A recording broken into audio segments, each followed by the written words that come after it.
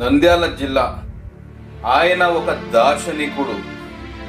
చెమ్మగిల్లిన కళ్ళకు వెలుగు, అలసిన మనసుకు ఆత్మస్థైర్యం, సమాజంలో జరిగిన అన్యాయాలపై యుద్ధం ప్రకటించే వీరుడు, ముఖంపై చెదరని చిరునవ్వు, న్యాయానికి దారి చూపించి భవిష్యత్తుపై వెలుగును ప్రసరింపచేసే నల్ల కోటు ధరించి అన్యాయంపై యుద్ధం చేసి న్యాయాన్ని రక్షించి కుల మత వర్గ భేదాలు లేకుండా ధనిక పేద తారతమ్యం లేని ధర్మదేవతను ప్రత్యక్ష సాక్షిగా చేసుకుంటూ ముందుకు వెళుతున్న సీనియర్ న్యాయవాది, తెలుగుదేశం పార్టీ సీనియర్ నాయకులు వేదుర్ల రామచంద్రరావు. తెలుగుదేశం పార్టీ ఊపిరిగా, పార్టీ అధినేత విజయమే లక్ష్యంగా, పార్టీ కట్టుబాట్లు దాటకుండా పార్టీ ఆదేశాలే తనకు శిరోధార్యంగా భావిస్తూ పార్టీలో ఏనాడు తనకంటూ ఎలాంటి పదవులు ఆశించలేదు. సాధారణ మధ్యతరగతి ప్రజల కష్ట సుఖాల్లో భాగం పంచుకుంటూ పార్టీ అధికారంలో ఉన్నప్పుడు అహంకారం చూపలేదు. ఇతర పార్టీలు ఆశ చూపించిన నాడు చలించిపోలేదు.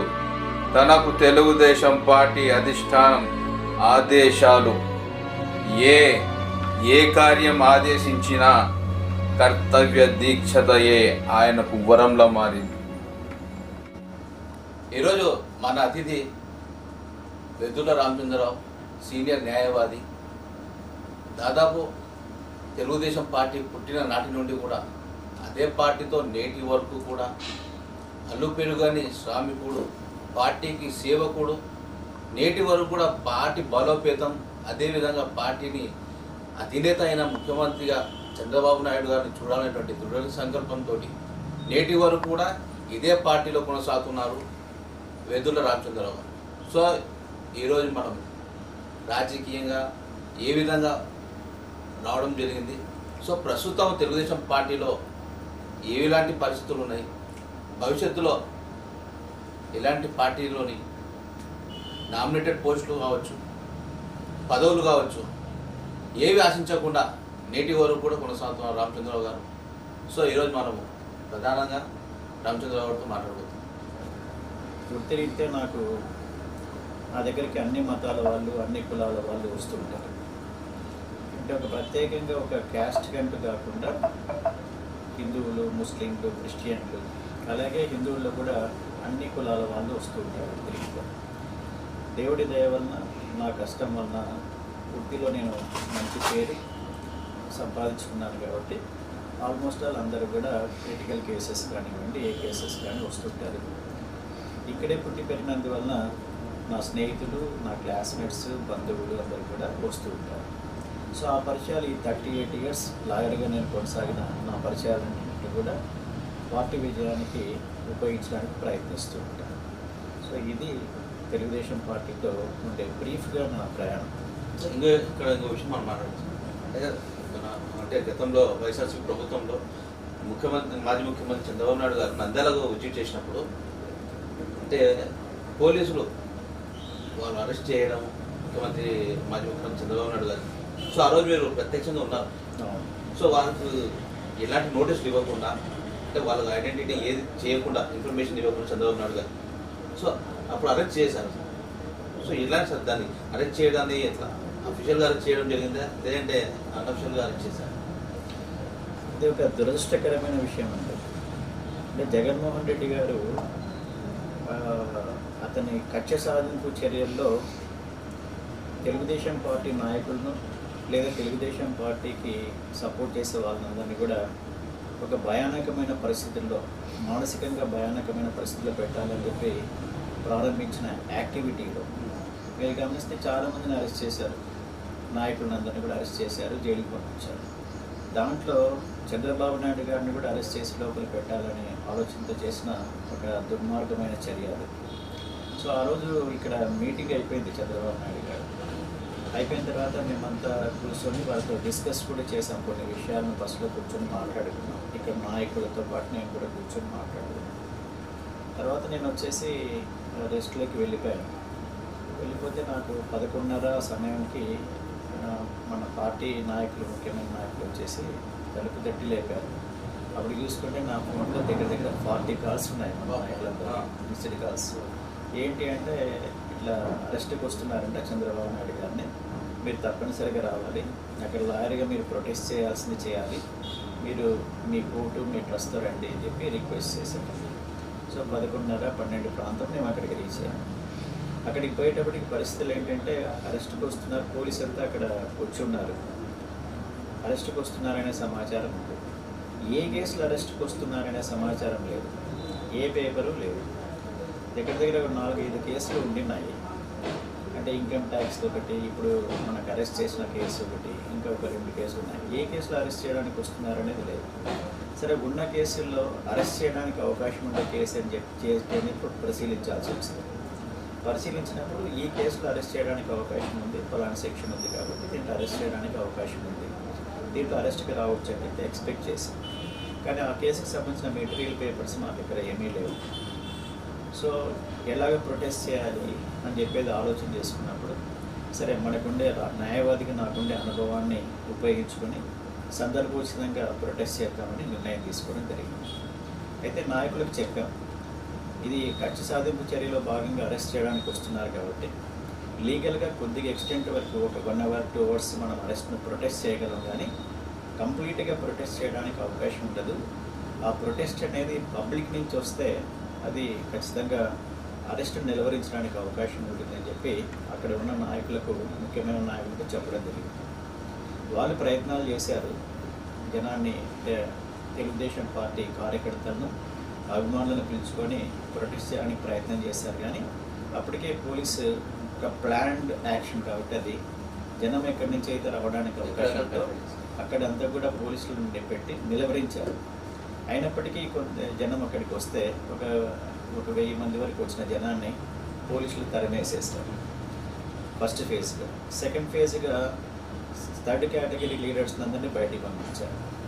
నెక్స్ట్ ఫేజ్గా 2nd కేటగిరీ లీడర్స్ అందరినీ పంపించారు. 3rd ఫేజ్గా ఏం చేశారంటే 4th ఫేజ్గా అక్కడ ఉండే ఎమ్మెల్యేలు, అంటే ఇన్ఛార్జెస్ అందరినీ కూడా, వాళ్ళందరినీ కూడా బయటికి తీసుకెళ్ళారు. మిగిలిపోయింది ఫారూక్ గారు, నేను, కాలువ శ్రీనివాసులు గారు, అడ్వకేట్స్ గ్రూప్, మేము మాత్రమే వెళ్ళాం. సో ఆ సందర్భంలో ఏంటంటే పోలీసుల పులి రఘురామ్ రెడ్డి గారు వచ్చారు. ఇక్కడ మిగిలిన పోలీస్ అసోసియేషన్ సుమారుగా 500 మంది పోలీసులు ఉన్నారు. సిఐలు, డిఎస్పీలు అందరూ కూడా అఫీషియల్స్ అందరూ ఉన్నారు. 3 గంటల ప్రాంతంలో వెళ్ళి డోర్ కొట్టారు. ఇప్పుడు బ్రహ్మానంద రెడ్డి గారు కూడా ఉన్నారు. డోర్ కొడితే దాన్ని అందరూ ప్రొటెస్ట్ చేశారు. అంటే లీడర్స్ పంపించడానికి ముందు డోర్ కొట్టారు, బస్ డోర్. అందరూ ప్రొటెస్ట్ చేస్తే 6 o'clock వరకు ఆయనకు రెస్ట్లో ఉండాలి, తీసుకోవాల్సిన బయటికి డోర్ కొట్టి డిస్టర్బ్ చేయొద్దని చెప్తే దాన్ని యాక్సెప్ట్ చేశారు. సో అది జరిగిన తర్వాత లీడర్స్ అందరినీ కూడా బయటికి పంపించడం జరిగింది. మేము మాత్రం మిగిలిపోయాం. సో నేను అక్కడ ఏంటంటే ప్రధానంగా మనం గమనించాల్సింది, అరెస్ట్ ఎప్పుడు చేస్తాం జనరల్గా, ఒక ముద్దాయి ఏదైనా ఒక కేసులో ఉన్నవాడు మారిపోతాడేమో, చట్టానికి దొరకడేమో, పోలీసులకు దొరకడేమో అని అనుకున్నప్పుడు అటువంటి పరిస్థితుల్లో అరెస్ట్ చేసి అతను ప్రొడ్యూస్ చేయడం సమంజసము, లేదా అతను బయట ఉండడం వల్ల కేసు యొక్క ఇన్వెస్టిగేషన్ పురోగతికి ఇబ్బంది కలుగుతుందేమో అన్నప్పుడు అరెస్ట్ చేయడం సమంజసంగా భావిస్తాం. అంటే మన రాజ్యాంగము వ్యక్తి యొక్క స్వేచ్ఛకు ప్రయారిటీ, అంటే ఇంపార్టెన్స్ ఇచ్చిన రాజ్యాంగం. సో అటువంటి పరిస్థితుల్లో 14 years సీఎంగా, 14 years ప్రతిపక్ష నాయకుడిగా పనిచేసి ప్రజల్లో తిరుగుతూ పార్టీ యొక్క సంక్షేమ పథకాలు చెప్తూ ప్రతిపక్ష అధికార పార్టీ యొక్క తప్పుల్ని ఎండగడుతూ తిరిగే ఒక నాయకుడిని, ఎప్పుడు ప్రజల్లో ఉండే నాయకుడిని, ఆయన పారిపోయేదేముంది? ఆయన టెర్రరిస్టా, లేకపోతే ఏదైనా తప్పుడు పనులు చేసే వ్యక్తి? అందులో aged man, 73 years aged man. అర్ధరాత్రి 11 గంటల నుంచి ఆయన అరెస్ట్ చేస్తామనే సమాచారంతో మానసిక ఆందోళనకు గురి చేయడమే కాకుండా 3 గంటలకు ఆయన డిస్టర్బ్ చేయడానికి ప్రయత్నం చేయడం కాకుండా అరెస్ట్ చేయడానికి రావాల్సిన పరిస్థితులు లేనప్పుడు అరెస్ట్ చేయడానికి రావడం అనేది కక్ష సాధింపు చర్యల్లో భాగంగానే మనం భావించవచ్చు. ఒక దుర్మార్గమైన చర్య. సో 6 గంటలకు లేపారు. లేపిన తర్వాత సారు చంద్రబాబు నాయుడు సారు, నేను, తర్వాత ఫారూక్ గారు, కాలువ శ్రీనివాస్ గారు, మిగిలిన అడ్వకేట్స్ అందరం కూడా కూర్చున్నాక మిమ్మల్ని అరెస్ట్ చేయడానికి వచ్చారంటే నేను అడిగాను, దేనికి వచ్చారండి మీరు అంటే అరెస్ట్ చేయడానికి వచ్చాను. అరెస్ట్ చేయాలనుకుంటే మీ దగ్గర ఏ కేసులో అరెస్ట్ చేయడానికి వచ్చారు, పలానా కేసులో ఎఫ్ఐఆర్ ఉందా? ఎఫ్ఐఆర్ ఉంది, కానీ ఎఫ్ఐఆర్లో చంద్రబాబు నాయుడు గారి పేరు లేదు. ఎఫ్ఐఆర్ ఉంది, ఎఫ్ఐఆర్లో చంద్రబాబు నాయుడు గారి పేరు లేదు. సరే, పేరు లేదు, మేము మెమో వేస్తాం, ముద్దాయిగా మెమో వేస్తాం అంటే ఒక కేసులో పేరు లేని వ్యక్తిని కోర్టుకు అసలు మెమో వేయకుండా, ముద్దాయిగా చేర్చకుండా అరెస్ట్ చేయడానికి వచ్చిన సందర్భం. విచిత్రమైన సందర్భం. ముద్దాయిగానే ఫిగర్ చేయకుండా, మెమో కూడా వేయకుండా అరెస్ట్ చేయడానికి వచ్చారు. ప్రథమ తప్పిదం.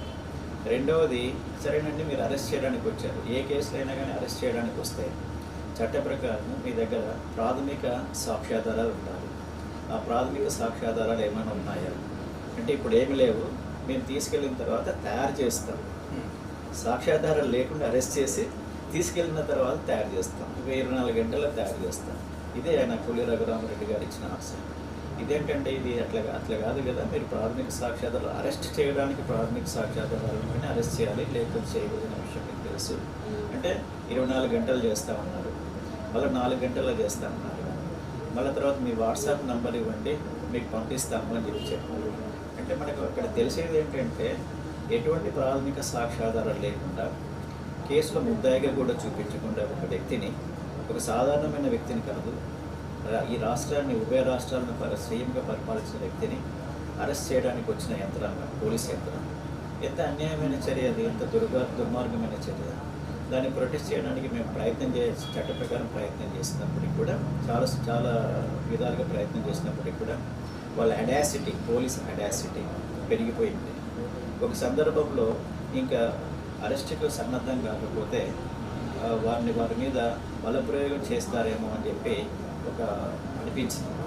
ఆ సందర్భంలోనే చంద్రబాబు నాయుడు గారికి నేను చెప్పాను, ఇంకా మనం సంతకం పెట్టి అరెస్ట్ కావడం మంచిదండి అని చెప్పాను. చెప్తే సార్ కూడా సంతకం పెట్టి వారితో పాటు వెళ్ళడం జరిగింది. తర్వాత కూడా అంత వ్యక్తిని, 73 సంవత్సరాల వ్యక్తిని వారి వెహికల్లో తీసుకుపోవాలి. చూడండి ఎంత అన్యాయము. పోలీస్ వెహికల్లో తీసుకుపోవాలని ప్రయత్నం, పోలీస్ వెహికల్లో అంత ఏజ్డ్ మ్యాన్ను, అంత గొప్ప వ్యక్తిని తీసుకోవాలని ప్రయత్నం చేయడంలో రీజన్ ఏమైనా ఉందా? ఆయన ఎక్కడికి పారిపోతాడు? అతన్ని అంత దుర్మార్గంగా తీసుకొని ప్రయత్నం, దాన్ని ప్రొటెక్ట్ చేస్తే ఆయన వెహికల్ ఆయన రావడానికి ప్రయత్నం చేస్తారు. రకరకాల మార్గాల్లో తీసుకోవడానికి ప్రయత్నం చేస్తారు. తీసుకువెళ్ళి అవసరంగా అరెస్ట్ చూపించేసి రిమాండ్ చేసి, చాలా బాధాకరమైన విషయం. నా క్యారియర్లో, అడ్వకేట్గా, న్యాయవాదిగా నా క్యారియర్లో చాలామందికి అరెస్ట్ని ప్రివెంట్ చేయడం కానివ్వండి, లేదా అరెస్ట్ అయిన తర్వాత బెయిల్ ఇప్పించి బయటికి పంపించడం కానీ జరిగింది. అయితే నా చేతులారా నేను ఎప్పుడూ గౌరవించే నాయకుడిని అరెస్ట్ను ప్రివెంట్ చేయలేకపోవడం, ఆయన మరి నా చేతుల ద్వారానే జైలుకి పంపించడం జరిగిందని చాలా ఆవేదనకు, మనోవేదనకు గురైన సందర్భం ఉంటుంది. నెక్స్ట్ డే మనకు నంద్యాల బంద్కి పిలిపించినప్పుడు నేను అదే విషయాన్ని ఒక వీడియో ద్వారా రిలీజ్ చేయడం, అది ప్రజల్లో కూడా వెళ్ళింది. సో నా మనోవేదనను ఆ విధంగా ఎక్స్ప్రెస్ చేసుకోవడం, అది చాలా బాధాకరమైన విషయం, అన్యాయమైన విషయం, దుర్మార్గమైన విషయం. అటువంటిది ఏ నాయకుడు, ఏ ప్రభుత్వం కూడా ఇంకొక ప్రతిపక్ష నాయకుడి మీద కానీ ఇంకొకరి మీద కానీ చేయడం అనేది అది సమంజసంగా, అది తప్పు. దీనికి సంబంధించి మనం ఇంకో విషయం గమనించినట్లయితే, అవినాష్ రెడ్డి గారిని కర్నూలులో వారి తల్లిగారి విశ్వభారతి హాస్పిటల్కు ట్రీట్మెంట్కి వచ్చినప్పుడు ఇదే పోలీసు అధికారులు, ఉన్నతాధికారులు అరెస్ట్ చేయడానికి పోతే అక్కడ దాదాపు కొన్ని రోజులు గడిచింది అరెస్ట్ చేసే విషయం. చివరికి అరెస్ట్ చేయలేదు. సో వెనుతిరిగిపోవాల్సిన పరిస్థితి. కాకపోతే ఇక్కడ మాజీ ముఖ్యమంత్రి చంద్రబాబు నాయుడు గారిని అర్ధరాత్రి అంత ఇబ్బందికరంగా, అంత వయసు ఉన్నటువంటి నాయకుడిని అరెస్ట్ చేయడం జరిగింది. సో అంటే అధికారంలో ఉన్నట్లయితే ఒక రకంగా, అధికారంలో లేకపోతే ఒక రకంగా. అవినాష్ రెడ్డి గారు ఎంపీగా ఉన్నారు, జగన్మోహన్ రెడ్డి గారికి దగ్గర మనిషి కాబట్టి అతన్ని సిబిఐ వాళ్ళు అరెస్ట్ చేయడానికి వచ్చినప్పుడు కూడా అరెస్ట్ను ప్రొటెస్ట్ చేసింది ప్రజలు కాదు, పోలీసే ప్రొటెస్ట్ చేశారు. సిబిఐ వాళ్ళు అరెస్ట్ చేయడానికి వచ్చినప్పుడు లోకల్ పోలీస్, స్టేట్ పోలీస్ సహకరించకపోగా అతను అరెస్ట్ కాకుండానికి చేయవలసిన సహాయాన్ని అంతా చేశారు. అంటే నేను ఒక న్యాయవాదిగా నేను భావించేది లేదు, ఒక కామన్ సిటిజన్గా, సాధారణమైన మనిషిగా మనం ఆలోచిస్తే ఈ చట్టాన్ని అమలు చేసే వ్యవస్థ పోలీస్ వ్యవస్థ, చట్టాన్ని అమలు చేయవలసిన వ్యవస్థ పోలీస్ వ్యవస్థ. ఈ వ్యవస్థకు ఈ వ్యవస్థ ఎప్పుడైతే నిర్వీర్యం అవుతుందో అప్పుడు ప్రజలకు న్యాయం జరగదు. న్యాయం జరగదు. ఇక్కడ ఏంటి, ఒక కేసులో ముద్దాయిగా ఉన్న ఒక ఎంపీని అరెస్ట్ చేయడానికి సిబిఐ అంటే భారతదేశంలోనే అత్యున్నతమైన ఇన్వెస్టిగేషన్ ఏజెన్సీ ఇక్కడికి వచ్చింది. వచ్చినప్పుడు ఆ ఏజెన్సీకి సహాయ సహకారాలు అందించి అరెస్ట్ చేసి పంపించవలసిన బాధ్యత ఇక్కడ పోలీసుకు ఉంది. అయితే ఇక్కడ పోలీసు సహకరించకపోవడం అనేది జగన్మోహన్ రెడ్డి కన్సర్నల్లో జరిగిన విషయం. అదే జగన్మోహన్ రెడ్డి కన్సర్నల్లోనే ప్రతిపక్ష నాయకుడి అరెస్ట్ జరిగింది. అది ప్రతిపక్ష నాయకుడు ఎవరు, మాజీ సీఎం 14 years పనిచేశారు. అంటే అవినాష్ రెడ్డి కంటే కూడా వయసులో పెద్దవాడు, అనుభవజ్ఞుడు, మాజీ ముఖ్యమంత్రి, అటువంటి వాడిని చేశారు. ఒకవైపునేమో చట్టాన్ని దుర్వినియోగం చేయడం, అంటే ఇక్కడ అరెస్ట్ చేస్తుంది. ఇంకొక వైపున తన మనిషిని రక్షించుకోవడానికి కూడా చట్టాన్ని దుర్వినియోగం చేయడం. అంటే తన సీఎంగా తన రాజ్యాంగం మీద ప్రమాణం చేసి రాజ్యాంగం ప్రకారం నేను నడుచుకుంటా అన్న వ్యక్తి, ఈ రాష్ట్రానికే ముఖ్యమంత్రి అయిన వ్యక్తే రాజ్యాంగ ఉల్లంఘనకు, చట్ట ఉల్లంఘనకు పాల్పడిన పరిస్థితులు మనకు కనపడుతున్నాయి. సో ఒకవైపు చంద్రబాబు నాయుడు గారిని అరెస్ట్ చేస్తారు అన్యాయంగా, అరెస్ట్ చేయవలసిన వ్యక్తిని మాత్రము అరెస్ట్ కాకుండా ప్రొటెస్ట్ చేస్తారు. ఇది మనకు జగన్మోహన్ రెడ్డి క్యారెక్టర్, కాండక్ట్ మనకు స్పష్టంగా కనపడే విషయం అక్కడ. సో ఇవన్నీ మనం చూసుకుంటే జగన్మోహన్ రెడ్డి గారి వైఖరి, వారి ప్రభుత్వంలో ఉన్నటువంటి విధానం, ఇవన్నీ మనం అంశాలను పరిగణలోకి తీసుకున్నట్లయితే ఈ 2024 ఎన్నికలకు సంబంధించి, ఎందుకంటే మీరు సుదీర్ఘ రాజకీయ అనుభవం ఉంది, దాదాపు రాష్ట్ర స్థాయి అంటే ఉమ్మడి రాష్ట్రంలో ఉన్నప్పటి నుంచి కూడా రాజకీయాల్లో కీలకంగా పాత్ర పోషించిన, సో మీకు మంచి అవగాహన ఉంటుంది కాబట్టి అడుగుతున్నాం. అంటే ఈ 2024 ఎన్నికల్లో మనం చూసుకున్నట్లయితే మాజీ ముఖ్యమంత్రి జగన్మోహన్ రెడ్డి గారు అంటే గతంలో 2019లో 151 సీట్స్ ఇవ్వడం జరిగింది. సో ఈ 2024 ఎన్నికలకు సంబంధించి వై నాట్ 175 అనేటువంటి విధానాన్ని తెరపైకి తెచ్చారు మాజీ ముఖ్యమంత్రి జగన్మోహన్ రెడ్డి గారు. సో ఇదే అంశాన్ని అనేక సందర్భాలు కావచ్చు, అంటే సంబంధించిన సిద్ధం సభలు కావచ్చు, భారీ బహిరంగ సభలు కావచ్చు, అనేక సందర్భాల్లో కూడా వై నాట్ 175 అనేటువంటి అంశాన్ని పదే పదే ఇటు కార్యకర్తల్లో కావచ్చు, వారి నాయకుల్లో కావచ్చు చెప్పుకుంటూ వచ్చారు. సో వై నాట్ 175 అన్నారు. చివరికి ఆంధ్రప్రదేశ్ రాష్ట్ర ప్రజానీకం ఈ వైఎస్ఆర్సీపీ ప్రభుత్వాన్ని ఇంత తీవ్రంగా వ్యతిరేకిస్తూ ఎన్డీఏ కూటమికి సంబంధించి దాదాపు 164 సీట్లు రాష్ట్ర స్థాయిలో, మన ఆంధ్రప్రదేశ్ రాష్ట్రంలో ఎప్పుడు కూడా కనివిరిగని విధంగా 164 సీట్లను రాష్ట్ర ప్రజానీకం ఇచ్చింది. సో ఇవన్నీ మనము గతంలో మాజీ ముఖ్యమంత్రి గారు చంద్రబాబు నాయుడు గారి జరిగిన ఇన్సిడెంట్స్ మనం చూసుకోవచ్చు. లేదంటే జగన్మోహన్ రెడ్డి గారి వైఖరిని వ్యతిరేకిస్తూ ప్రజానీకం ఇచ్చినటువంటి తీర్పు భావించారు. జగన్మోహన్ రెడ్డి గారు ఏం చేశారంటే, ప్రభుత్వం ఏర్పాటు చేసేటప్పటి నుంచి కూడా ప్రభుత్వ ధనంతో తనకు ఓటర్స్గా మార్చుకోవడానికి ప్రయత్నాలు చేశారు. ఆ ప్రయత్నంలో ఏం చేశారు, ఆ ప్రయత్నంలో అతను ఏం చేశారంటే టోటల్గా అభివృద్ధి కార్యక్రమాలన్నింటి కూడా మర్చిపోయారు. రాష్ట్రాన్ని అభివృద్ధి చేయాలి అనే కార్యక్రమాన్ని అంతా కూడా మర్చిపోయారు. ఎటువంటి అభివృద్ధి కార్యక్రమాలు చేయలేదు. ఇప్పుడు రాష్ట్రంలో సంక్షేమ పథకాలు రాష్ట్రంలో సంక్షేమ పథకాలు అందుకునే వ్యక్తులే కాదు, ప్రజలే కాదు, రాష్ట్ర అభివృద్ధిని కోరుకునే ప్రజలు కూడా ఉంటారు. సో నువ్వు కొంచెం నీకు కావాల్సిన ఓటర్స్ని నాకు నా పార్టీకి నాకు ఓటర్స్ని తయారు చేసుకుంటున్నాను అనే ఆలోచనతో ఉన్నారు. కానీ నా పార్టీకి కావాల్సిన ఓటర్స్ని తయారు చేసుకుంటున్నాను, దానికంటే ఎక్కువ శాతం మంది రాష్ట్ర అభివృద్ధి కోరుకునే వాళ్ళు, రాష్ట్రంలో ఇంకా ఎక్కువగా ఆశించేవాళ్ళు, రాష్ట్ర అభివృద్ధిని కానీ రాష్ట్రంలో ఇంకా ఎక్కువ అభివృద్ధిని ఆశించే వాళ్ళు ఉన్నారనే విషయాన్ని ఆయన లాజికల్గా మర్చిపోయినారు. సో దాంతో ఏం జరిగింది, టోటల్గా ఆయనకు నేను ఓట్ బ్యాంకు తయారు చేసుకున్నాను, నన్ను ఎవరు ఎదుర్కోలేరని ఒక అహంభావం డెవలప్ అయింది. నన్ను ఎవరు ఎదుర్కోలేరు, నేనేం చేస్తే అదే, నేనేం చేసినా మీరు సహించాల్సిందే అనే పరిస్థితి. సో అహంభావం ఏ స్థాయికి వెళ్ళిందంటే, అసెంబ్లీలో మేము 150 మంది ఉన్నాం, మేమంతా ఒకసారి లేస్తే మీరేమవుతారని చెప్పి గన్లేగర వేసి చంద్రబాబు నాయుడు క్వశ్చన్ చేసే పరిస్థితి అహంభావం పట్టింది. సో అహంభావంతో ఆయన ఏం చేశారంటే చాలా దుర్మార్గమైన పనులు, అక్రమాలు. ఇప్పుడు చూడండి, ఇప్పుడు మనకు బయటపడుతున్నాయి, గతంలో కూడా బయటపడ్డాయి. సో ల్యాండ్, శాండ్, మైన్ అన్నింటిలో అక్రమాలు, గంజాయి, యువతను పక్కదారి పట్టించే గంజాయి.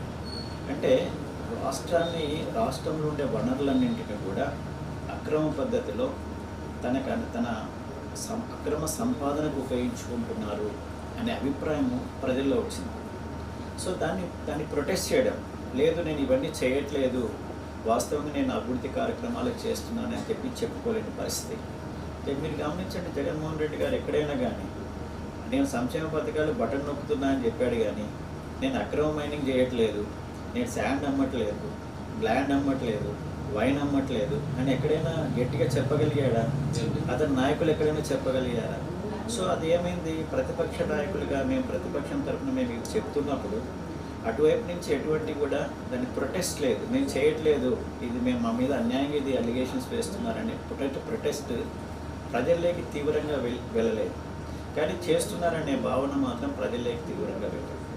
అది ఒకటైతే, రెండవది మనుషులను చంపడం, ప్రతిపక్షాన్ని సపోర్ట్ చేసే మనుషులు చంపడం కానివ్వండి, ఇవన్నీ అవి ప్రతిపక్ష నాయకులను బాధ పెట్టడం, ఇవన్నీ కూడా అది ఒక పద్ధతి. మీరు కరోనా టైంలో ఆ డాక్టర్ సుధాకర్ ఏం అడిగారండి? మాస్కులు అడిగాడు. డాక్టర్స్ కరోనా పేషెంట్స్ దగ్గరికి వెళ్ళాలి, ట్రీట్ చేయాలి, వాళ్ళకి ప్రివెంటివ్గా పెద్దవి ఏం అడగలేదండి. ఆయన మాస్కులు లేవండి, మాస్కులు ఇవ్వండి అని అడిగాడు. చాలాసార్లు రిపీటెడ్ అడుగుతామండి. అడిగినప్పుడు అది రాకపోతే ఏదో ఒక రోజు మనం కూడా సహనాన్ని కోల్పోయి ఫ్రస్ట్రేషన్ కోల్పోయి కొద్దిగా ఆవేశంగా మాట్లాడతాం. ఆయన మాట్లాడింది అదొకటే. ఒక మంచి డాక్టరు ఆ ఫ్రస్ట్రేషన్లో ఆవేశంగా మాట్లాడితే ప్రభుత్వ యంత్రాంగం అంతా కూడా అతనికి వ్యతిరేకంగా పనిచేసి అతను చనిపోవడానికి కారణమైంది.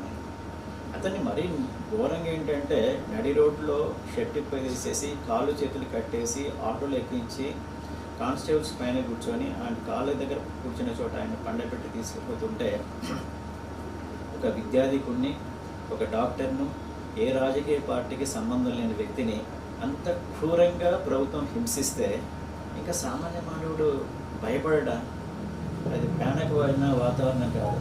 ప్రజలు ఏమనుకుంటారు, అంటే ఇతను ఇంత క్రూరంగా ఉన్నాడు, నిజంగా ఇతను ఇంకొకసారి వస్తే మన పరిస్థితి ఏంటి అని ఆలోచిస్తారు కదా. అటువంటి ఆలోచించే వాళ్ళు ఈయన ఏదైతే ఓట్ బ్యాంక్ తయారు చేసుకున్నాడో ఆ ఓటు బ్యాంక్ కంటే కూడా 1.5% అటువంటి వాళ్ళు ఉన్నారు. ఇతన్ని ప్రేమించే వాళ్ళు, అభిమానించే వాళ్ళు, ఇతని ద్వారా సంక్షేమ పథకాలు లబ్ధి పొందిన వాళ్ళందరూ కూడా అతనికి కొద్ది వరకు వాళ్ళు పూర్తిగా కొద్ది వరకు వాళ్ళకి అనుకూలంగా ఉన్నప్పటికీ దానికి వ్యతిరేకంగా ఇతని యాక్టివిటీస్కు, ఇతని రాక్షస గుణానికి లేదా అక్రమార్జన గుణానికి వ్యతిరేకంగా ఆలోచించే వాళ్ళ సంఖ్య ఈ రాష్ట్రంలో ఎక్కువగా ఉంది అనే విషయాన్ని గమనించలేకపోయాడు. సో అతను ఏం చేశాడు, ఇవన్నీ కూడా ఆయనకు నాకు నా ఓట్ బ్యాంక్ తయారు చేసుకున్నానని అహం ఒకటి, తయారు చేసుకున్నాను ఖచ్చితంగా గెలుస్తాను అనే అహం ఒకటి. ఎందుకు? తెలుగుదేశం పార్టీ, జనసేన పార్టీ సపరేట్గా పోటీ చేస్తే నెగిటివ్ ఓట్లు డివైడ్ అయిపోతుంది, నా ఓట్లు బలంగా ఉంటాయి కాబట్టి 175 కాన్స్టిట్యూన్సీస్లో నేను గెలుస్తానని ఒక అహము. ఆ అహంతో పాటు కార్యకర్తలకు, నాయకులకు ఒక మనోధైర్యాన్ని ఇవ్వాలని చెప్పి ఒక ఆలోచనతో తప్పుడు ప్రచారాన్ని బిగిన్ చేశాడు ఆయన. సో ఆయన 175 అనే దినానికే అతని మీద ప్రజల్లో వ్యతిరేకత ఉందనే విషయం అతనికి తెలుసు. అయితే ఈ రెండు పార్టీలు కలవకుండా ఉంటే అప్పుడు నేను 175 గెలుస్తానని అనుకున్నాను. అందుకే పవన్ కళ్యాణ్ గారిని చాలా రెచ్చగొట్టారు వాళ్ళు, మీరు కలవకూడదు, నువ్వు దత్తపుత్రుడు అని కలవకూడదు అని చెప్పి, ఒంటరిగా అని చెప్పి, సింహం సింగిల్గా వస్తుందని చెప్పి రకరకాల విధంగా రెచ్చగొట్టారు. ఆయన స్వతహాగా ఆవేశపరుడైనప్పటికీ కూడా అయితే అతను చాలా సంయమనంతో సరైన నిర్ణయం తీసుకొని నెగిటివ్ ఓట్ను, జగన్మోహన్ రెడ్డికి నెగిటివ్గా ఉన్న ఓట్ను చీలనివ్వను, ఖచ్చితంగా జగన్మోహన్ రెడ్డిని పంపిస్తాను, అధఃపాతాలనికి తొక్కేస్తాననే మాట మీద నిలబడి తనను తగ్గించుకుంటూ తనకి శక్తి ఉన్నప్పటికీ కూడా తక్కువ సీట్లు తీసుకొని తెలుగుదేశం పార్టీతో ప్రయాణం చేయడమే కాకుండా తెలుగుదేశం పార్టీకి మరి బీజేపీ పార్టీని కూడా అసోసియేట్ చేయడం ద్వారా టోటల్గా జనసేన వైఎస్ఆర్సీపీ పార్టీని నిజంగానే ఆయన చెప్పినట్టు అధఃపాతాలానికి ప్రజలు తొక్కేసేశారు. చూడండి, నెగిటివ్ ఓటు టోటల్గా 57% ఎన్డీఏ ప్రభుత్వానికి వచ్చాయి. సో నెగిటివ్ ఓటుని చీలనివ్వకుండా చేయడం ద్వారానే ఇంత ఘన విజయం సాధించడం జరిగింది. ప్రజలందరూ కూడా ఒకే వైపు నిలబడడం జరిగింది అనేది నాకు స్పష్టమవుతుంది. సో జగన్మోహన్ రెడ్డి గారి పరిపాలన విధానం, ఆయన అహంకారం, ఆయన దుర్మార్గపు చర్యలు, ఆయన క్రూరత్వం ఇవన్నీ కూడా ప్రజలు మర్చిపోలేంత భయంకరంగా ఉన్నాయి. అంతేకాకుండా ఈ ల్యాండ్ టైటిలింగ్ యాక్ట్ తీసుకొచ్చినప్పుడు ల్యాండ్ టైటిలింగ్ యాక్ట్ ద్వారా మా అంటే ఇతని పరిపాలన విధానంలో ఈ దోపిడీని అర్థం చేసుకున్నారు ప్రజలు. అంటే ఈ ల్యాండ్ టైటిలింగ్ యాక్ట్ అంటే ఏం సార్? ల్యాండ్ టైటిలింగ్ యాక్ట్ ఇతను దోపిడీ చేస్తున్నాడు, ప్రభుత్వ ఆస్తులను, ప్రభుత్వానికి సంబంధించిన వాటిని, ప్రజలకు సంబంధించిన వాటిని దోపిడీ చేస్తున్నాడనే ఆలోచన అప్పటికి ప్రజల్లో దృఢంగా ఉండేది. ఈ లోపల ఆయన ల్యాండ్ టైటిలింగ్ యాక్ట్ తీసుకొచ్చారు. ఈ ల్యాండ్ టైటిలింగ్ యాక్ట్లో ఉండే ల్యాచెస్, అస్పష్టత, అవి ఆల్రెడీ ఎగ్జిస్టింగ్ లాస్కి ఉండే దానికి వ్యతిరేకంగా ఉన్న విధానాలన్నీ కూడా ప్రజల్లో ఒక భయానకమైన వాతావరణాన్ని క్రియేట్ చేశాయి. అంటే ఇతను మామూలుగా ఇంతవరకు ప్రభుత్వ ఆస్తులను దోచుకోవడమే కాదు, రేపు భవిష్యత్తులో ఇతను వస్తే మా ఆస్తులు కూడా దోచేసుకుంటాడనే ఒక భావన ప్రబలిపోయింది. భయం దానికి ఇంకా కొద్ది కారణాలు కూడా జోడించుకున్నారు. ఆ పట్టాదారు పాస్ పుస్తకాల మీద ఆయన బొమ్మ వేసుకోవడం. ఇప్పుడు ప్రభుత్వం ఇచ్చే ఈరోజు జగన్మోహన్ రెడ్డి, రేపు నిన్న జగన్మోహన్ రెడ్డి ఉన్నారు, ఈరోజు చంద్రబాబు నాయుడు గారు ఉన్నారు, రేపు ఇంకొకరు రావచ్చు. సో ఇప్పుడు అది ప్రభుత్వం ఇచ్చే ఒక పత్రం, భూపత్రం, దానికి సంబంధించి ప్రభుత్వ ముద్ర ఉండాలి. కానీ సీఎం ముద్ర ఎందుకండి, జగన్మోహన్ రెడ్డి గారి ముద్ర ఏంటి, ఆ సర్వే రాళ్ళ మీద పేరు, ఇవన్నీ కూడా ప్రజల్లో ఒక భయానకమైన వాతావరణాన్ని, అంటే ఈ చట్టం రేపు వస్తే మా ఆస్తులు దోచుకుంటాడు అని చెప్పి ఒక భయానకమైన వాతావరణాన్ని, భయాన్ని సృష్టించాయి. అది చాలా ఇంపాక్ట్ చూపించింది ఎన్నికల్లో. సో ఇవన్నీ కూడా క్రోడీకరించుకున్నప్పుడు ఎన్డీఏ ఘన విజయానికి, వైఎస్ఆర్సీపీ అధర్పాతాలానికి పోవడానికి కారణాలయ్యాయి. సో ఇంకో విషయం సార్, దాదాపు వేదుల రామచంద్రరావు గారు ఖచ్చితంగా 2024లో ఎమ్మెల్యేగా పోటీ చేయాలని మీ సామాజిక వర్గం, అంటే సామాజిక వర్గం కావచ్చు, ఇతరులు అంటే మీకు బాగా సత్సంబంధాలు ఉన్నటువంటి వ్యక్తులు అన్ని కమ్యూనిటీల నుండి కూడా, అంటే ఎందుకు అంటే రామచంద్రరావు గారు సౌమ్యుడు, స్ట్రైట్ ఫార్వర్డ్ మాట్లాడతారు. కానీ ఖచ్చితంగా ఈ 2024లో ఖచ్చితంగా ఎమ్మెల్యేగా పోటీ చేయాలనే అంశాన్ని బలంగా ప్రజలు ఖచ్చితంగా తెరవేకి తేవడం జరిగింది. సో అందరూ ఊహించారు రామచంద్రరావు గారు ఖచ్చితంగా ఎమ్మెల్యేగా పోటీ చేయబోతున్నారు. సో పోటీ చేయలేదు, ఇదే పార్టీలోనే కొనసాగుతుంది. ఈ పోటీకి అండి ఇప్పుడు తెలుగుదేశం పార్టీ అండి, నేను తెలుగుదేశం పార్టీలో ఉన్నాను, మా నాయకుడు తెలుగుదేశం పార్టీ నాయకుడు నారా చంద్రబాబు నాయుడు గారు. ఒకసారి ఈ కాపుల సమావేశము తెలుగుదేశం పార్టీ ఆఫీస్లో జరిగినప్పుడు నేను ఆ రోజు చెప్పాను, అందరి సమక్షంలో చెప్పాను, కర్నూలు ఉభయ జిల్లాల్లో కాపులకు, బలిజలకు ఒక అవకాశం ఇవ్వాల్సిన ఆవశ్యకత ఉంది, బాధ్యత కూడా ఉంది పార్టీకి.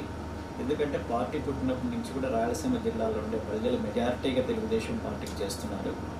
ఇక్కడ కర్నూలు ఉభయ జిల్లాల్లో అటువంటి పీపుల్స్ రిప్రజెంటేటివ్స్ ఎవరు లేరు. కాబట్టి ఒక అవకాశం వారికి ఇవ్వాల్సిన బాధ్యత, ఎందుకంటే వాళ్ళ నుంచి చాలా సంవత్సరాల నుంచి మనము ఓట్స్ తీసుకుంటున్నాం, ఎన్నిక కాబడుతున్నాం, కాబట్టి వారికి ఇవ్వాల్సిన బాధ్యత కూడా పార్టీకి ఉందని చెప్పే విషయం నాకు తెలుసు. కాబట్టి దాన్ని చెప్పాను నేను. పార్టీ పరిశీలించేటప్పుడు చాలా ఈక్వేషన్స్ తీసుకుంటారు పార్టీ. అంటే విజయానికి అనుకూలంగా పార్టీ పాలసీస్ అనుకూలంగా ఉండే చాలా అంశాలను పార్టీ పరిశీలించినప్పుడు ఎవరికి ఇస్తే పార్టీకి లేదా గెలుపుకు అవకాశాలు ఉంటాయి అనే ఆలోచన చేసినప్పుడు ఎవరికి సీట్ ఇవ్వాలని చెప్పి ఆలోచిస్తుంది. సో ఇక్కడ ఏంటంటే ఎమ్మెల్యేగా నేను అడగలేదండి అసలు. గతంలో కూడా 2004లో ఒకసారి చంద్రబాబు నాయుడు గారు పిలిపించారు, పార్టీ నన్ను పిలిపించినప్పుడు ఎమ్మెల్యేగా, అప్పుడు ఎంపీగా వారు గారిని ఎంపీగా పంపించారన్నప్పుడు ఇక్కడ ఎమ్మెల్యేగా ఎవరిని తీసుకోవాలని పరిశీలన జరిగినప్పుడు నేను కూడా వెళ్ళాను. వెళ్ళినప్పుడు ఫారూక్ గారు, కేఈ కృష్ణమూర్తి గారు, నేను, నా స్నేహితుడు వీరారెడ్డి గారు అందరం కూడా సార్తో మాట్లాడి మేము పరిస్థితులకు అనుకూలంగా, మీరు ఇప్పుడు వద్దులేండి, పరిస్థితులకు అనుకూలంగా మేము చేయవలసింది చేస్తాం పార్టీ అధికారంలోకి వస్తే అని చెప్పాను. ఆ తర్వాత గ్యాప్ వచ్చింది. ఈసారి నేను అడగలేదు, ఇప్పుడు కూడా నేను అడగలేదు. పార్టీ పరిశీలనలో ఉండి పార్టీ ఒకవేళ తీసుకుంటే పార్టీ క్యాండిడేట్గా నిర్ణయిస్తే మనం ముందుకు రావచ్చు. ఇక్కడ ఆల్రెడీ ఎక్స్ఎమ్మెల్యే గారు ఇన్ఛార్జిగా ఉన్నారు, బ్రహ్మానంద రెడ్డి గారు, సీనియర్ లీడర్ ఫారూక్ గారు ఉన్నారు. వాళ్ళిద్దరి మధ్యనే పోటీ ఎక్కువ ఉండేది. మళ్ళీ ఇంకొకరు పార్టీకి ఇబ్బంది కలిగించే విషయం. కాబట్టి పార్టీ ఒకవేళ వాళ్ళిద్దరిని కాదని ఇంకొకరిని ఇవ్వాలని అనుకున్నప్పుడే పార్టీ క్యాండిడేట్స్ని గురించి ఆలోచిస్తుంది. వాళ్ళిద్దరి మధ్యలో పోటీ ఉండి వాళ్ళిద్దరిని ఎవరిని తీసుకోవాలని ఆలోచన చేసినప్పుడు రాష్ట్ర వ్యాప్తంగా మైనారిటీస్ను మనం సపోర్ట్ చేయవలసిన అవసరం ఉంది. ఇది మైనారిటీస్ కాన్స్టిట్యుయెన్సీ కాబట్టి ఇక్కడ మైనారిటీ లీడర్కి ఇవ్వడం ద్వారా రాష్ట్ర వ్యాప్తంగా ఒక మెసేజ్ మైనారిటీని మనం సపోర్ట్ చేస్తున్నాం ఇచ్చినట్లుగా ఉంటుంది. ఇక్కడ సీనియర్ లీడరు ఫారూక్ గారు కాబట్టి అతనికి ఇక్కడ మైనారిటీస్ ఎక్కువగా ఉన్నారు కాబట్టి అతను గతంలో ఎన్నిక నడుపుకున్న విధానం కూడా ఉంది కాబట్టి ఆ అనుభవం కూడా ఉంది కాబట్టి అతను నెగ్గుకొని రాగలడానికి పార్టీ భావించినందువల్ల ఫారూక్ గారికి ఇచ్చారు. సో ప్రజల్లో నేను ఎమ్మెల్యే కావాలని ఉందండి, ఎమ్మెల్యే నిలబడాలని ఉంది ప్రజలకందరికీ. కానీ దాన్ని ఎమ్మెల్యేగా నేను రావాలనుకున్నప్పుడు పార్టీ నిర్ణయం తీసుకోవాలి. పార్టీ నిర్ణయం తీసుకున్నప్పుడే నేను ఎమ్మెల్యేగా రాను. ఒకటి మరి మీరు అడగకుండా ఎందుకు ఇస్తారు? నేను అడగడానికి నాకు నా వృత్తి అంటే చాలా గౌరవం. ఫస్ట్ వృత్తికి నేను ఎక్కువ ఇంపార్టెన్స్ ఇస్తాను. ఈ వృత్తిలో నేను చాలామందికి సహాయం చేయగలను. నన్ను ఇక్కడికి వచ్చే నా క్లయింట్స్ అందరూ కూడా నన్ను గౌరవిస్తారు, నన్ను ఆర్థికంగా సపోర్ట్ చేస్తారు, సమాజంలో నా పేరు ప్రతిష్టలు ప్రొటెక్ట్ చేస్తారు. ఇక్కడికి వచ్చి నా టైం ఉన్నంత వరకు వెయిట్ చేసి నాతో పని చేయించుకొని వెళ్తారు. ఈ గౌరవాన్ని నేను అక్కడ పొందలేనేమో అని చెప్పి ఒక భావన నాలో ఉంది. అయితే ఒకటి ఏంటంటే ఈ వృత్తిలో సహాయం చేసేదానికంటే కూడా ఒక ఎమ్మెల్యేగా కానీ ఒక ఎమ్మెల్సీగా కానీ ఒక ఎంపీగా కానీ ఒక రాజ్యసభ మెంబర్గా ఉన్నప్పుడు ప్రజలకు ఎక్కువ శాతంలో సహాయం చేయడానికి అవకాశం ఉంటుంది. సో అవకాశాన్ని అనేది అందరికీ రావాలి, కొందరికే వస్తాయి. అటువంటి అవకాశం నాకు రాలేదు, కానీ నేను ఎప్పుడు బాధపడను. దాన్ని తెలిసి నాకు ఉండే వృత్తి ద్వారా నేను సహాయం చేయగలిగేది చాలా అని అనుకుంటాను. ఈసారి కూడా నేను అడగలేదు కాబట్టి పార్టీ నాకు ఇవ్వలేదు. సో ఇప్పుడు మీరు అంటున్నారు ఎమ్మెల్సీ కానీ రాజ్యసభ కానీ ఇస్తే మంచి ప్రజలకు సేవ చేయొచ్చని. అంటే గతంలో మనం చూసుకున్నట్టయితే ముఖ్యమంత్రిగా రాజశేఖర రెడ్డి గారు ఉన్నప్పుడు స్థానికంగా ఎమ్మెల్యేగా శిల్పామోహన్ రెడ్డి గారు ఉన్నారు. సో శిల్పామోహన్ రెడ్డి గారు మిమ్మల్ని వచ్చి కలిసినట్టు, మీకు ఎమ్మెల్సీ ఇచ్చి మీకు ఆఫర్ కూడా చేసినట్టు బయట అందరు పబ్లిక్ తెలిసిన సమాచారం. సో అప్పుడు ఆఫర్ మీకు ఎమ్మెల్సీగా ఇప్పిస్తామని ఆఫర్ చేసినప్పుడు పార్టీ మారలేదా? అప్పుడు కూడా మారలేదు. సో అప్పుడు శిల్పామోహన్ రెడ్డి గారు నా దగ్గరికి వచ్చారంటే పెద్ద ఆయన మంచి వచ్చి నన్ను పార్టీలోకి రండి అని ఆహ్వానించారు. రాజశేఖర రెడ్డి గారు ఉన్నారు, నేను అతనితో ఆత్మీయ అనుబంధం అతనితో ఉంది. నేను మీకు ఇప్పుడు నంద్యాల మున్సిపాలిటీకి మాత్రం బీసీ అవుతుంది కాబట్టి మున్సిపాలిటీకి మీకు ప్రామిస్ చేయలేని చైర్మన్గా, మీకు శ్రీశైలం దేవస్థానం చైర్మన్గా కానీ లేదా ఎమ్మెల్సీకి కానీ ఇప్పించడానికి నేను ప్రయత్నం చేస్తాను. రాజశేఖర రెడ్డి గారు నేను చెప్పిన మాట వింటారు కాబట్టి మీకు అది ఖచ్చితంగా నేను రెండింటిలో ఏదో ఒకటి చేయగలను, మీరు దయచేసి పార్టీలోకి రండి అని అడిగాను. అయితే నాకు తెలుగుదేశం పార్టీ మీద ఉండే అభిమానం ఫస్ట్ నుంచి తెలుగుదేశం పార్టీ అంటే ఉండే దాంతో నేను అక్కడికి వెళ్ళడానికి అక్కడ ఇమ్మడలేనేమో అని అనిపించింది. అక్కడికి వెళ్ళడానికి మనస్కరించలేదు. అదే విషయాన్ని చెప్పాల్సి వచ్చింది. నేను రాలేను రండి అని చెప్పి చెప్పాల్సి వచ్చింది. అదే కాంగ్రెస్ పార్టీ నాయకులు నన్ను ఎమ్మెల్సీ ఇవ్వడానికి అర్హుడని భావించారు, కానీ మరి తెలుగుదేశం పార్టీ దృష్టికి అది వచ్చినట్టు లేదు ఇంకా. సో భవిష్యత్తులో వెద్దుల రామచంద్రరావు గారు నామినేటెడ్ పోస్టులు అంటే ఇటీవల కాలంలో ముఖ్యమంత్రి చంద్రబాబు నాయుడు గారు ఒక మాట చెప్పడం జరిగింది సార్. అంటే పార్టీ కోసం కష్టపడిన ప్రతి కార్యకర్తకు ఖచ్చితంగా న్యాయం జరగాలి, వారిని గౌరవించాలనేటువంటి ఉద్దేశంతో నామినేటెడ్ పదవులు అతి త్వరలోనే అందరికీ ఇవ్వాలనేటువంటి అంశాన్ని వెలుగుచడం జరిగింది. సో భవిష్యత్తులో వెదురు రామచంద్రరావు గారికి ఒక రాజ్యసభ సభ్యుడుగాను లేదంటే ఎమ్మెల్సీగాను అవకాశము ఇవ్వాలని మీ అభిమానులు, మీ కమ్యూనిటీకి సంబంధించిన మీ మేలు కోరేటువంటి వారు ఇప్పుడు భావిస్తూ ఉన్నారు. సో ఇదే అంశము దాదాపు మన సోషల్ మీడియాలో కూడా చక్కర్లు కొడతా ఉంది.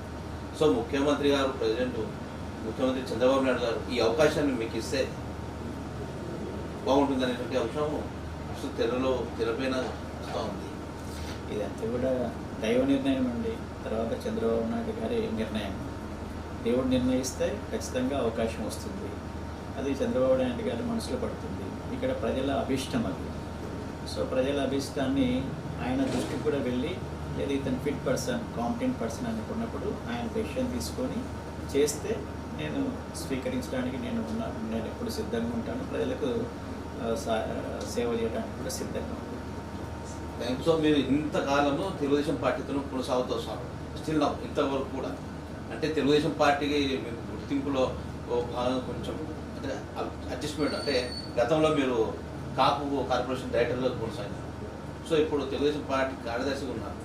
సో మీ అభిమానులు మీ కమ్యూనిటీకి సంబంధించిన వాళ్ళు కావచ్చు, మీ అభిమానులు మీ మంచి కోరేవారు ఇప్పుడు కూడా తెలుగుదేశం పార్టీ మీకు గుర్తింపుగా ఒక ఎమ్మెల్సీ కానీ ఒక రాజ్యసభ సభ్యుడుగా కానీ ఇప్పుడు కూడా మీకు అవకాశం ఇవ్వకపోతే సమాజంలో మీ అభిమానులు కావచ్చు, మీ మంచి కోరేటువంటి వ్యక్తులు కావచ్చు, మీ కమ్యూనిటీ సంబంధించిన వారు కావచ్చు, ఎందుకంటే ప్రతి ఒక్కరితో మీరు సత్సంబంధాలు ఉంటాయి. అంటే ఒక క్యాస్ట్ అని కాకుండా అందరితో సత్సంబంధాలు ఉంటాయి. సో వీళ్ళందరూ ఏ సమాజం చెప్తారు? ఒకవేళ పార్టీ మీరు గుర్తించి ఈ పదవులు కట్టగొట్టకపోతే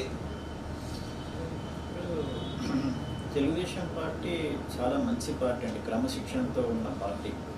మా నాయకుడు కూడా చాలా డిసిప్లిన్. అసలు అతను ఎంత బాధ్యతగా ఉంటారంటే ఎన్నికల సమయంలో ఎన్నికల రోజు 4 గంటలకు మమ్మల్ని అందరూ నిద్ర లేపి కార్యక్రమాలు ఇప్పించారు.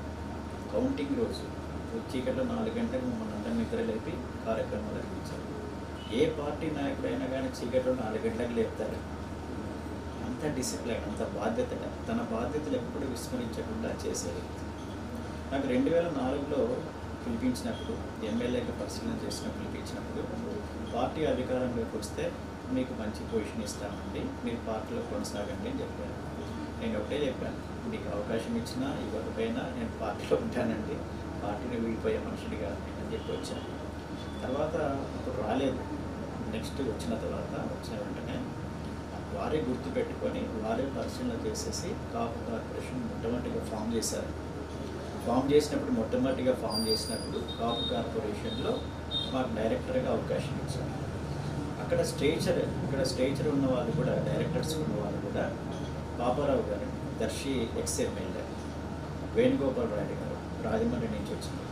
ఆయన కూడా ఎమ్మెల్యేగా పోటీ చేయాలని చాలాసార్లు అనుకున్నారు. నవీన్ గారు, నవీన్ గారు, నారాయణ స్వామి గారి ఎంపీ, ఎక్స్-ఎంపీ మినిస్టర్ ఉండే నారాయణ స్వామి గారి కుమారుడు నవీన్ గారు, ఆయన ఎమ్మెల్యేగా పోటీ చేయాలనుకున్నారు. వాళ్ళ స్థాయిలో నన్ను కూడా చేర్చి నాకు అవకాశాన్ని కల్పించారు. సో పార్టీ ఎప్పుడు కూడా, పార్టీ కానివ్వండి, మా నాయకుడు కానివ్వండి, ఒక గుర్తించే చోట గుర్తిస్తారు, చేసే చోట చేస్తారు, తప్పనిసరిగా చేస్తారు. అయితే ప్రజల అభీష్టం, ప్రజలందరూ కూడా నన్ను ఎమ్మెల్సీగా ఎమ్మెల్యేగా చూడాలనుకున్నారు, కుదరలేదు. ఎమ్మెల్సీగా చూడాలనుకున్నారు, కుదరవచ్చు, కుదరకపోవచ్చు. అయితే కుదిరే అవకాశం నాకు వచ్చిందనుకోండి, దైవ కృప వలన కానివ్వండి, లేదా చంద్రబాబు నాయుడు గారి గతంలో నన్ను ఎట్లా గుర్తించారో అట్లా గుర్తించడం ద్వారా వచ్చిందనుకోండి, అందరూ సంతోషిస్తారు. కుదరలేదనుకోండి, రాలేదనుకోండి, రామచంద్రరావు గారికి నష్టం జరిగింది అని భావిస్తారు. అంటే మీ వేంకులు ప్రస్తుతం మంత్రిగా కొనసాగుతున్న పరిస్థితి. సో మీ వేంకుల నుంచి కూడా గతంలో మీరు పార్టీ నుంచి చేసే సేవను ఈ రెండింటిని బేస్ చేసుకుని ముఖ్యమంత్రి చంద్రబాబు నాయుడు గారు మీకు మంచి అవకాశం ఇస్తారని భావించాల్సి వచ్చిన పరిస్థితి. చూద్దామండి, టైం ఉంది కదా, టైంలో వారి నిజంగా లాగా జరిగిందనుకోండి, సంతోషం, ప్రజలందరికీ సంతోషమే, నాకు సంతోషమే. అయితే మా వియ్యంకుడు జనసేన పార్టీలో ఆయన ఉభయ జిల్లాల్లో అధ్యక్షులుగా ఉంటున్నారు. ఉభయ జిల్లాలో జనసేన పార్టీని అభివృద్ధి పరిచారు బాగా. ఇప్పుడు ఆయనకు రాజమహేంద్రవరం రూరల్ కాన్స్టిట్యుయెన్సీ అది అయినప్పటికీ కూడా అది అక్కడ బుచ్చయ్య చౌదరి గారికి ఇవ్వాలని తెలుగుదేశం పార్టీ భావించి వీటి పక్కన నిడదవోలు కాన్స్టిట్యుయెన్సీ వెళ్ళమంటే పార్టీ యొక్క ఆదేశానుసారంగా వెళ్ళారు. దైవకృప వలన అక్కడ కూడా 33,000 పైచిలుకు ఓట్లతో గెలుపు పొందారు. ఇవన్నీ గుర్తించిన తర్వాత, ఆయన పనితీరును గుర్తించిన తర్వాత పవన్ కళ్యాణ్ గారు, చంద్రబాబు నాయుడు గారు ఇద్దరు కూడా నిర్ణయం తీసుకొని వారికి మంత్రిగా అవకాశం కల్పించారు. అయితే నేను తెలుగుదేశం పార్టీలో ఉన్నాను, వారు జనసేన పార్టీలో ఉంటే మంత్రి యొక్క ఆయన రికమెండ్ చేయడానికి అవకాశం ఉండవచ్చు, చెప్పడానికి కోరికపోవడానికి అవకాశం ఉండవచ్చు, ఉండకపోవచ్చు. కానీ నేను తెలుగుదేశం పార్టీలో పార్టీ కుటుంబం నుంచి ఉన్నాను కాబట్టి నా పని విధానాన్ని, నా క్యారెక్టర్, కాండక్ట్ నాకుంటే వాటిని గమనించి పార్టీ గౌరవిస్తే అది చాలా సముచితంగా ఉంటుంది. వేరే వారు చెప్పి నాకు ఇప్పించేదానికంటే ఈ పార్టీలో నేను చాలా కాలంగా కొనసాగుతున్నాను కాబట్టి నా పని విధానాన్ని, క్యారెక్టర్, కాంటాక్ట్ని గమనించి ఈ పార్టీ నాకు అవకాశం ఇస్తే అది చాలా గౌరవం. సొంత కుటుంబంలో ఆ గౌరవం నాకు దక్కుతుందా లేదా అనేది కాలం నిర్ణయించాలి. సో ఇది మనతో పాటు సీనియర్ న్యాయవాది, సుదీర్ఘంగా తెలుగుదేశం పార్టీతోటి అనుబంధం ఉన్నటువంటి రామచంద్రరావు గారు. గతంలో అనేక పార్టీలు, ప్రభుత్వాలు తమ పార్టీలోకి ఆహ్వానించిన, అనేక పదవులు ఇస్తామని ఆశ చూపించిన వాటినన్నిటినీ సున్నితంగా తిరస్కరించి ఇదే తెలుగుదేశం పార్టీతోటి నేటి వరకు కొనసాగుతున్నారు. సో భవిష్యత్తులో రామచంద్రరావు గారికి వారి ఆత్మీయులు కావచ్చు, వారి కాపు సామాజిక వర్గానికి సంబంధించిన వారు కావచ్చు, వారి మేలు కోరేవారు భావించిన విధంగా భవిష్యత్తులో ఒక రాజ్యసభ సభ్యుడుగానో లేదంటే ఒక ఎమ్మెల్సీగానో చూడాలన్నటువంటి వారి ఆశల్ని ఈ తెలుగుదేశం పార్టీ, ముఖ్యంగా ముఖ్యమంత్రి చంద్రబాబు నాయుడు గారు వారి కళను నెరవేరుస్తారా అనేటువంటి అంశాన్ని భవిష్యత్తులో మనం చూడబోతున్నాం. మరో వారం మరో అతిథితో మీ ముందు ఉంటాం. అంతవరకు నమస్కారం. నమస్కారం.